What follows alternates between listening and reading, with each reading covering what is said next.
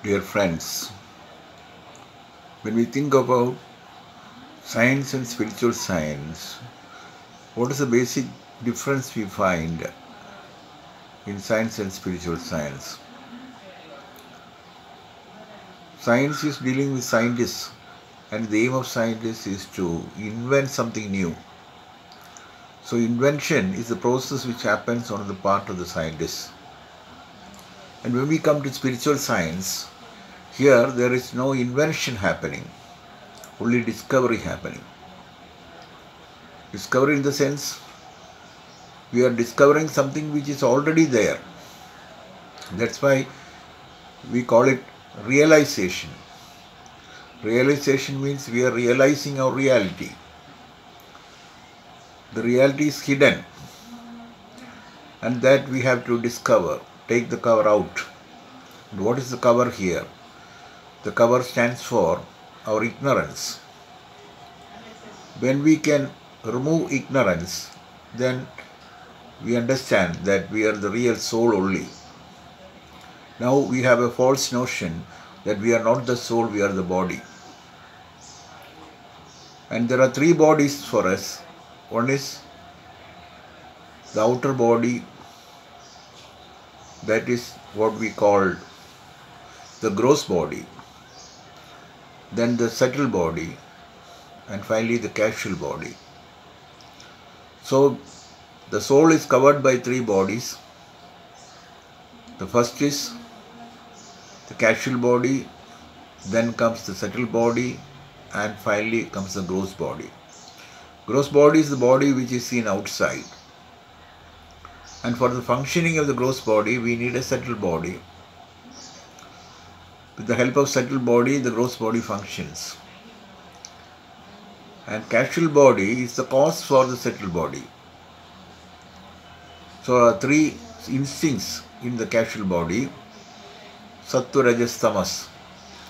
So when the Sattva, Rajas, Tamas are the three instincts in us, when they come to power, it becomes mind.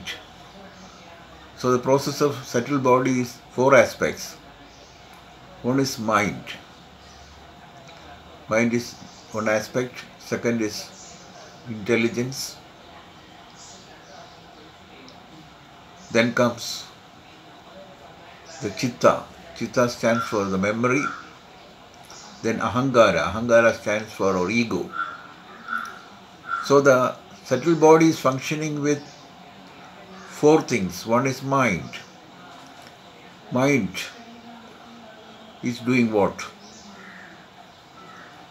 Mind is actually working with sankalpa. Sankalpa means an imagination. So we have a sankalpa for something. That sankalpa happens because of mind.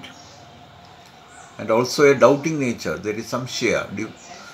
So it will have a doubting nature also. So it will imagine, and at the same time it doubts whether it's right or wrong.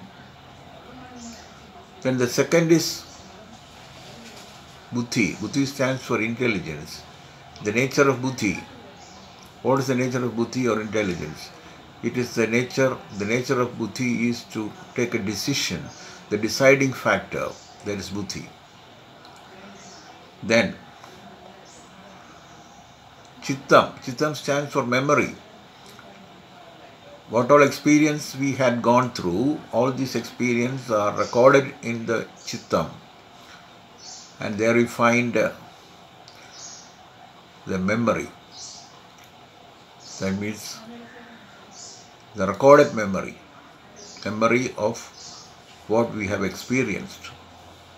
Then finally ahankara. Ahankara means the ego in us, that I am something.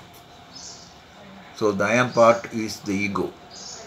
With all these four aspects, we are functioning with our subtle body. And subtle body directs the gross body.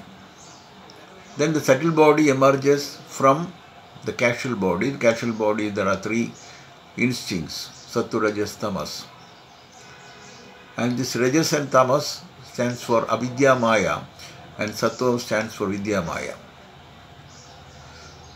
So the Avidya Maya is taking us to the world, and Vidya Maya takes us to the inner world. So through Vidya Maya we become an introvert, and through Avidya Maya we become an extrovert. When we become extrovert, our mind is functioning through the senses and experiencing the worldly experience. We are doing lot of experiments with when we are becoming extrovert, we become a scientist. But we become a spiritual scientist only when we have become an introvert. There the possibility is there for going in and finding out what is the real self. In order to go in, what we need is, we are now bound by what? Bound by karmas or actions, and we have to go beyond karma with Nishkama karma.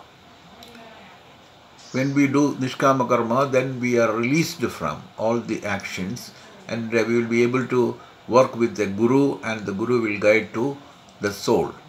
We will reach soul, we will realize soul with the help of the Guru. So when that process happens, actually we are discovering our real self. Now we have a false self, and false self is our body consciousness, real self is the soul consciousness.